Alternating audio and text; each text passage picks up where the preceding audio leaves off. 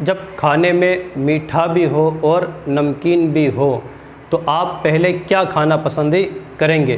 آپ نے اکثر لوگوں کو دیکھا ہوگا کہ جب کھانے میں میٹھا اور نمکین دونوں ہوتے ہیں تو لوگ پہلے میٹھا کھاتے ہیں اور درمیان میں نمکین اور آخر میں میٹھا کھاتے ہیں، جبکہ صدر الشریعہ بدر الطریقہ رحمۃ اللہ علیہ نے فرمایا کہ کھانے کے اول اور آخر میں نمک استعمال کرنا سنت ہے، اور جو ایسا کرے گا وہ 70 بیماریوں سے محفوظ ہی رہے گا۔